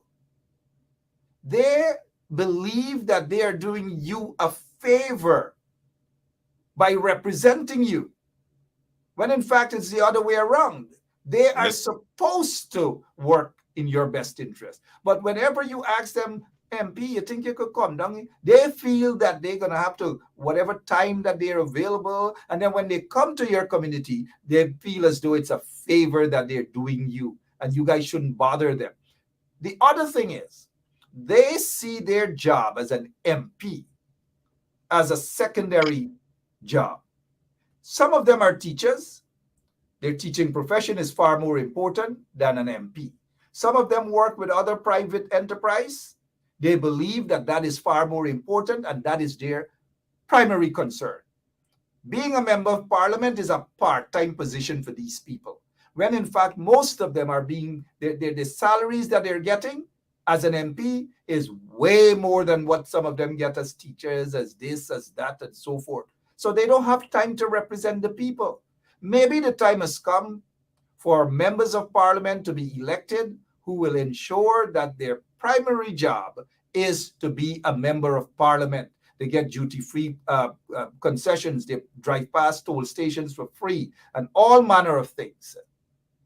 And I'm just saying this to the people so that they could know that y'all members of parliament, the members of parliament that we voted for, the party that we voted for, so that these members of parliament can be selected, don't have us as a priority. They don't give a damn about us for the most part. They just don't. And the time has come for us to stop pussyfooting around, stop sugarcoating things, and put some lashes on them for them to either wake up or get out and put some people who can get the goddamn job done by truly representing the people. I don't want to see, and the only time that I see a member of parliament for the opposition is when he's walking around with Ramson in Linden and shaking Ramson's hand and making things look good. I don't want that. It's time that that particular MC be removed because they're confused as to what their priorities are. And then when we speak of these issues on 107.1 FM, they get vexed. All of them get vexed. Mr. Crawford, go ahead. Mark, you're totally correct. The MP position should be a priority. It should be the major work for the person who is put in that position. If you are going to have a secondary job or a primary job, you should not take the position because the people again will suffer. And Norton needs to step up and hold these 31 MPs accountable. If you can't furnish a report bi-weekly on your visits to the constituency, then you're not the right person. And Norton should not be afraid. If they are loggers, and I know they have, to recall, go through the process, have them recall, and put somebody. If you have to change an MP every 6 months until you get somebody who's going to do the people's work, then so be it. But it's time now for Norton to stop playing around and get it done. You know, only the other day it was 2020. 2 years have gone by, and you know, where is the coalition party? We need to see a joint coalition press conference if it's twice a month. We are telling the international bodies, if we do make contact with them, that we are a coalition, but we are seeing individualism. So what happens? We are not displaying what we are saying we are. So we are not being taken seriously when in fact we should be. Just not Again, Norton's indeed. choices in the key position in the party has been bad. He needs to correct them ASAP. Certain choices. Come on, guys. When I'm on the air, you know, stop texting, please. Tonight we're sitting on X tonight. Stop texting, because when you text, you can't expect me to stop to answer you guys. Come on. I know you spoke about the general secretary position. That is a position that's supposed to be very, very active. It's a critical position where it entails growth and certain structures of the party to be addressed. Like I said, buddyism, friendism is going to hurt you. You have to put people who are going to get the job done, even if you don't like them. And that is something that I've learned over the years, and it's worked. But unfortunately, Norton came on the issue and he said he can't discuss a public partnership issues that affect hundreds of thousands of people because he thinks it's a private matter. No, it's not a private matter. The party business is our business. We support the party. Well, I'm not saying that, and we shouldn't say that everything that happens in the party. No, that goes with an understanding, Mr. Benshop. Very nice. What I'm saying, certain issues. You think that there aren't people who are wondering what happens to the general secretary? Of course, people but people want to know, and this is why the time has come for Mr. Norton to be strong enough to take a position and fire his general secretary. It's politics. Somebody right. If there's a health issue, we could understand as a if it's personal issue, yes, but because remember, it's the same Aubrey Norton who was general secretary during Hoyt's time, and he didn't hold back from talking out the business and musing out Hoyt, and so he didn't hold back from that. He didn't realize then that it was party business, but he did what he had to do. But now he's the leader of the party, and he has a general secretary who should not have been the general secretary in the first place, but maybe because of whatever reason, look, Geeta is a nice person. I've known her over the years. In fact, she refused to send myself and Lincoln Lewis and Norris Witter to jail when she was a magistrate. The PPP, they were against her, PPP operatives. They threatened her life. And so she has been that sort of a strong individual. But to put her as general secretary and expect her to function under the circumstance, it's not going to work. So Mr. Aubrey Norton needs to stop extending her leave and just call it a day. Tell her to call it a day and have a replacement. The party needs a stronger, a far more competent general secretary who knows the politics of the party. Geeta Chandan in the first place never knew anything about party politics and PNC and so forth and grassroots groups, and she didn't. So you can't expect her to function. Wrong choice, Mr. Aubrey Norton. We saw right through him when he made that choice, and we knew that she wasn't going to last long. So the longer they continue to play games, it is not going to look good. I know maybe Geeta is watching this program tonight. Geeta, do the honorable thing, either resign or Aubrey Norton, be man enough and fire Geeta and move on. Mark, we got to close sometime. When you look at all the monies that have been distributed and who has been the recipients, you have lukewarm response to that, and then everything fades away. you have to question it. When you look at the millions and millions of dollars that are being given out, and it's the PPP supporters who are collecting these monies, the coalition supporters are left behind to, try to make ends meet. You cannot just come out and make a statement or make a little noise today and then, let it be. It has to be over and over. How are we going to be able to give an account of about this monies that are being shared out? You have monies, liquid money, who is what is being shared out to people. And here you are having all these loans coming to do this and to do that. And we're not seeing the opposition team fighting down, where are you getting this money to give to these people, but you're going and take loans to do projects? Why you didn't use the money that you were doing, giving out to people illegally, and some of them are not worthy to collect anything, and you don't put it into the school system or to any healthcare system or anything? So we are not constantly going after the wrongdoing, but when people speak out of being weak and nimble, everybody gets annoyed. The time that you're getting angry with somebody when they're pointing out your weaknesses, go out and have your leader address on a constant basis what is going on, what is wrong. Voice your opinion, let him keep that fire going, but the fire goes out all the time. Mr. Crawford, how are we going to benefit? We're looking at the time because for me, I don't care. I want a lot of people are telling me now on this particular program that I should be going out with the MPs. The MPs are paid. My car don't run on water. You understand my point? No, but this radio station runs on water. Well, yes, I see that. You know, sometimes you look at leadership style. This radio station runs on water. It doesn't yes, run on that's what they believe. And that's what these guys in opposition believe. It runs on water. It runs on water, Mabi. Right. So these people are yapping all these things. They don't know how much you have sacrificed to come out there and to speak and raise the awareness of issues. They want you to come out, raise the awareness of issue, and then go out there and go and do all the fighting and all the digging for them, while they sit a rum shop or a weekend sport, enjoying themselves. These MPs, and if I show them and I say, look, support us at the radio station here, they wouldn't do it. None of them, not a single one of them. And this is our information.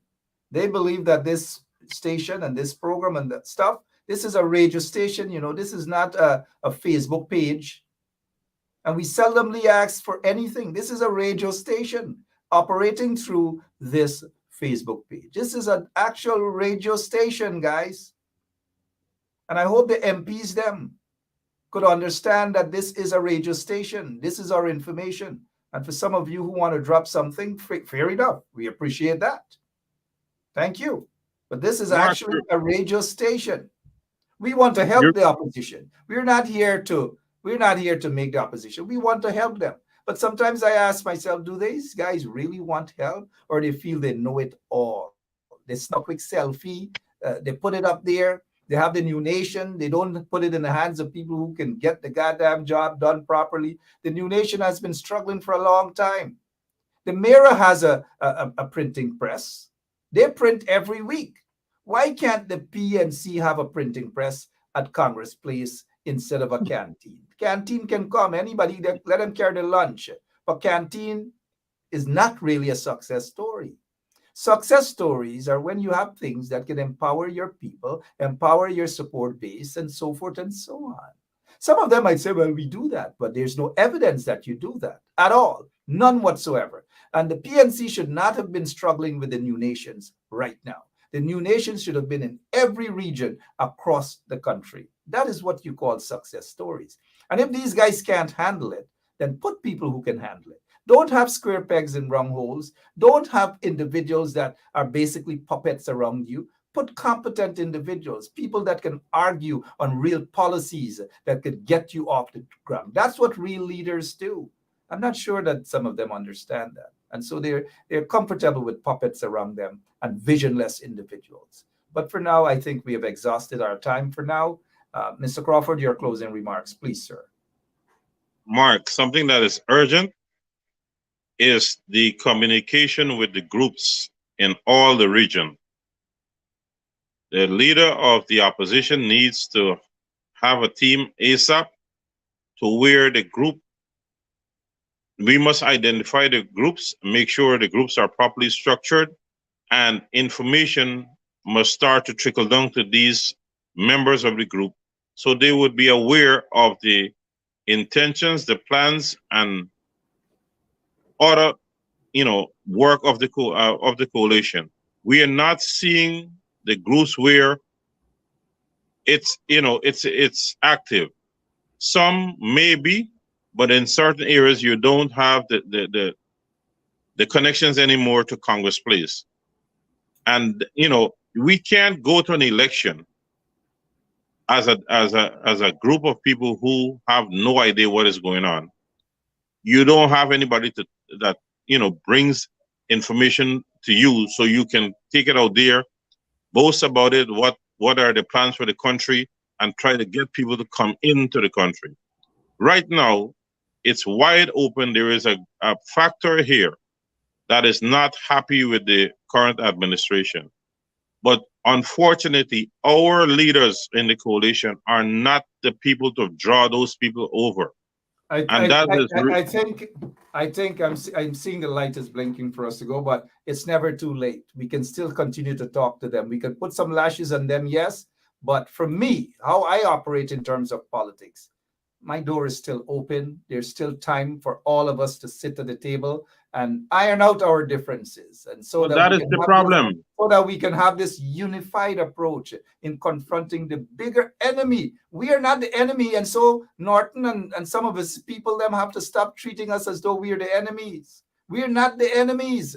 But speaking of that and support and going and do things, I'm not seeing Richard Van West Charles, all these guys who are running for a party position. 1 second, party positions and all these things. These people gone into hiding. We don't find them. They don't stand up. They don't speak out on issues or nothing. The only time we find these people speaking up is when they're running for some office. They want to tell us how competent they are. And Mark, I can do this. And then another one come and they can do this and they do. And as soon as they're not elected into positions, they're all gone. And they hide away. You don't see them again. And don't tell me that the leadership of the party right now chase people away. Because if that was the case, I would not have been on the show.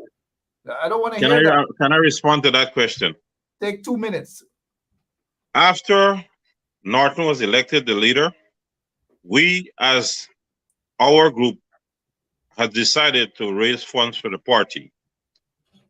We were still battling with the COVID situation. Recently, I spoke with Dr. Charles and the members of the group. We have a small group that we are intent to do certain things to benefit the PNC party, because never mind Norton is the leader, it is about the PNC and not who is at the leadership, because the leaders change every 2 years. But we are still there for the party.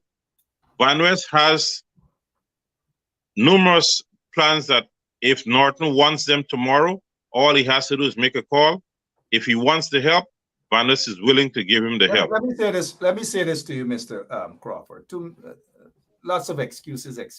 That's not an excuse, my friend. Not from you. Let me give you this example.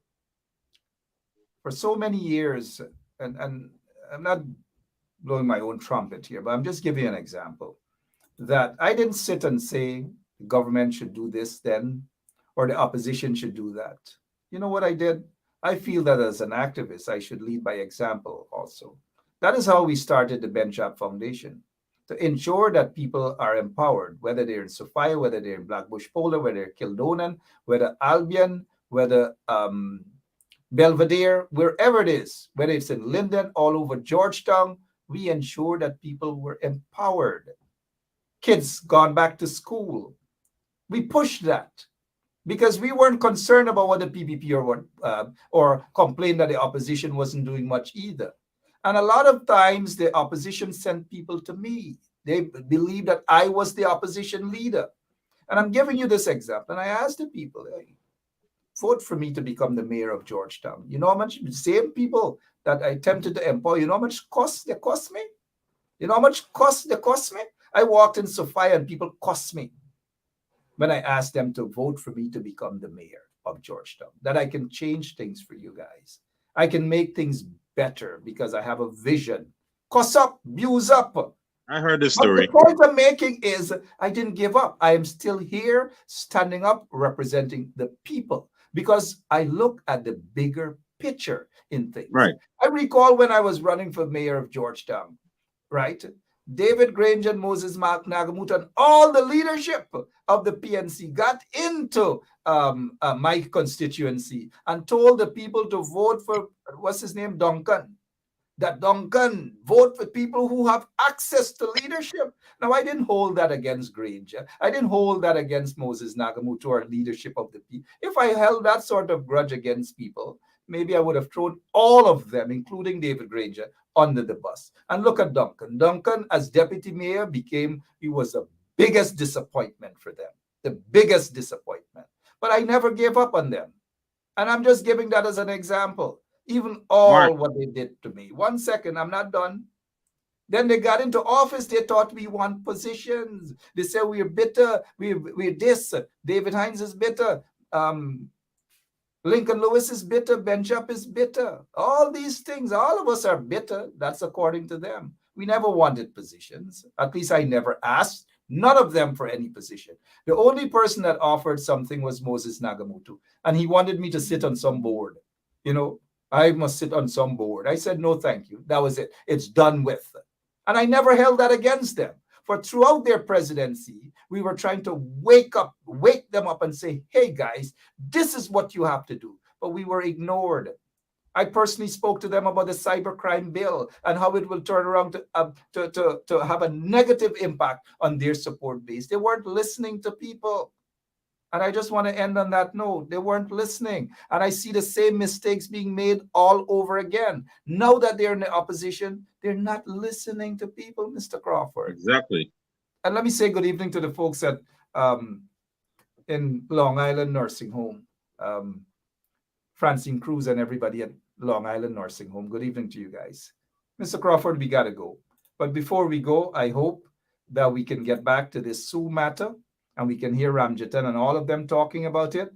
I've never heard Ramjatan's utter a word about what the DPP has done in terms of interfering with cases and so forth. I'm not hearing these sort of things. I haven't heard the AFC talk about Guyana being an apartheid state. I'm not hearing these sort of things. I haven't heard the AFC mention anything about this here. I haven't heard the AFC mention anything about the mayor and the mayor of Corriverton and allegations that he was smuggling chicken. I'm not hearing that. I'm not hearing the AFC talking about the over $300+ million Bamia school, and look at where they are. Look at where they are. They're not talking about that. They're no longer talking about weed.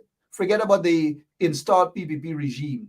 Nobody's talking about decriminalization of small amounts of marijuana so that our young people wouldn't have to go to jail. Nobody's talking about the situation with the police claiming they don't have any video and all these manner of things. Nobody's talking about the fact that this story is still hot, but it's off the border in Guyana. Nobody's talking about this policeman and the fact that he's still wide open and that the people can murder him at any point in time. He's not being protected. Nobody's talking about these sort of things. Absolutely no one. But what? It is Guyana, right? And we got to sit and accept that. And whereas we have opposition members who are weak to stand up and speak out against some of these vagabonds in society. 30 seconds before you go, Mr. Crawford. I hear you in all the stuff. You're on point. And all of the responsibilities for action lies upon the supporters of the coalition, and they need to hold their respective leaders accountable instead of getting angry with those who do hold them accountable. And yes, we took a long time tonight, but it is in the hands of the supporters to voice their displeasure with the inaction or the lack of action, whatever it is. And that's the only way we'll know if we have the right leaders or we have to change the leadership. And you're damn right. The AFC shies away on certain matters because they are getting their finances from the same sources that are involved. Lots of matters, and the local government elections, we will see what's going to happen. The We AFC better is go gonna to the wanna polls. the AFC is going to want to go at it alone, and that will be disastrous. But we need to see the unification It of may all be of them. a blessing in disguise, Mark. Let them do what they want to do and shoot themselves in the foot.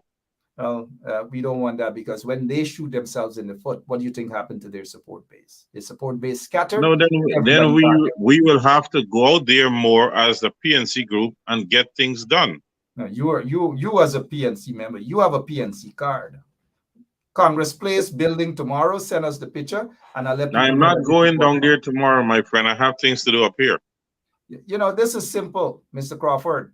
A simple phone call to say, hey, Suresh, or whoever, or John, walk down by Congress Place then on where they at, in Pitt Street or wherever, or Main Street in New Amsterdam, and just take a couple pictures now, man.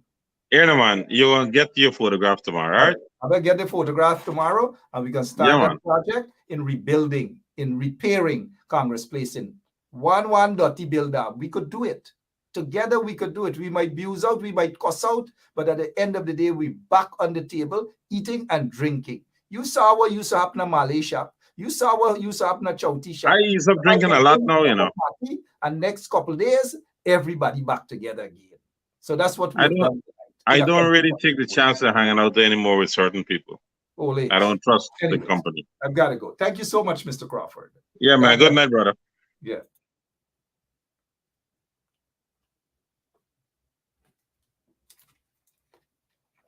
Wow.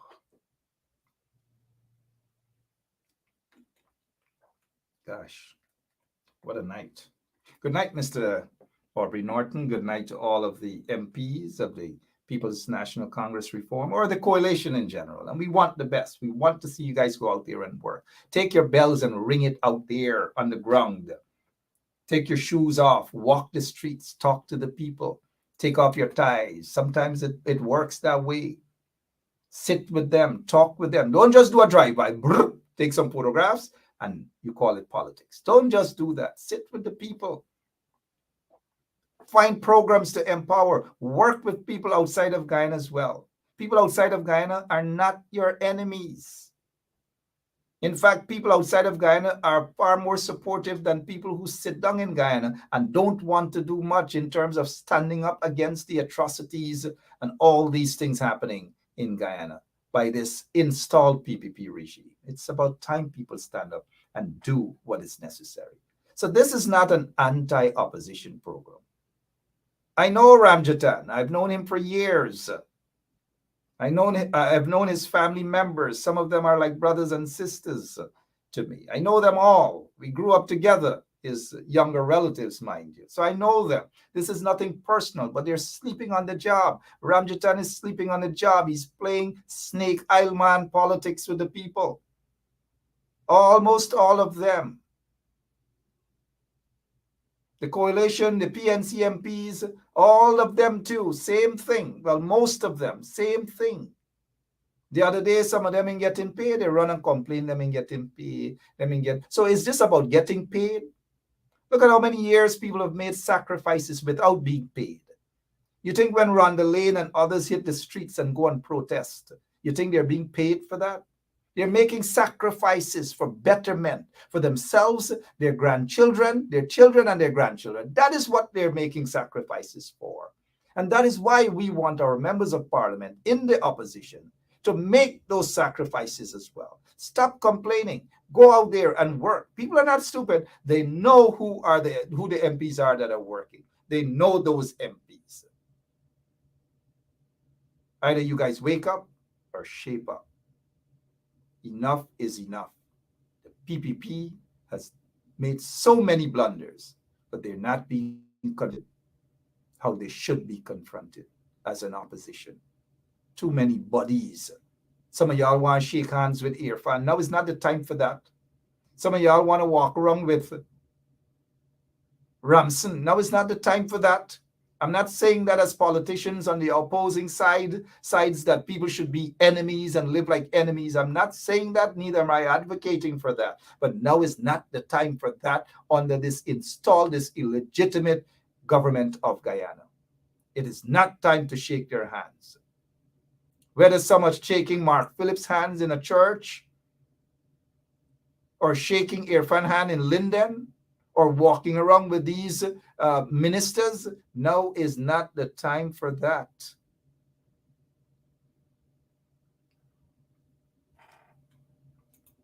If any MP watching this show tonight, we don't operate with water. We just don't operate with water. Just like they complain that they don't get paid, we don't operate with water. And those of you who can do whatever you can do, we appreciate that. Deep down within, we do. We know Guyana is an oil-rich country, and a lot of rich people like you are out there. This is our information. If you want to do something, we appreciate it. And Pauline, thank you so much. God bless you all. Until tomorrow, same place, same time, right here on 107.1 FM. So long.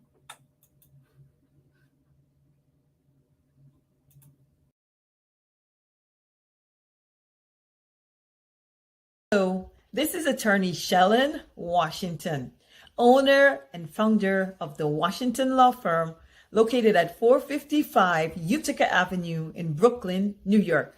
We're specialized in medical malpractice, personal injuries, matrimonial law, and landlord and tenant. If you're in need of legal representation, please give us a call today. The number to call is 718-877-3100. Consultation is free at no cost to you. So call us today to see if we can be of any assistance to your legal needs. Again, the phone number to call us is 718-877-3100.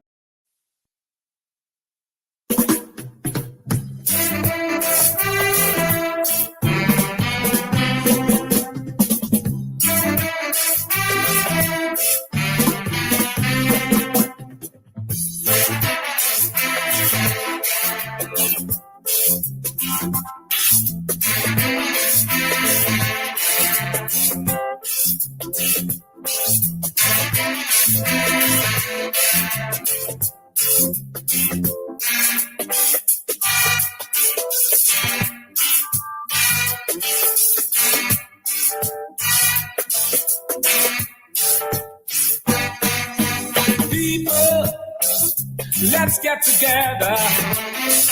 Stop all this fussing and fighting. Let's love one another. You gotta help your mother, help your father, help your brothers, help your sisters, help your neighbors and your friends.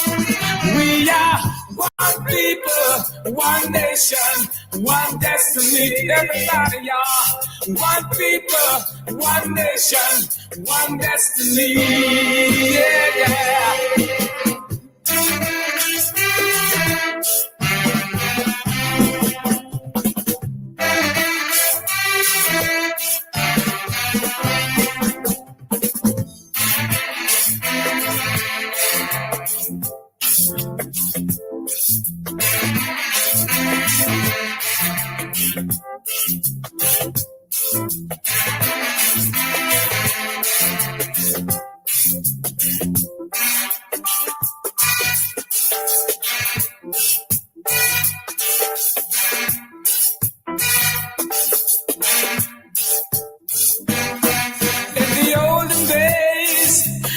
Separated. Now we are freer. That's the way it should be. You gotta help your mother, help your father, help your sister, help your brothers, help your neighbors and your friends. We are one people, one nation, one destiny. Yeah, yeah. One people, one nation, one destiny.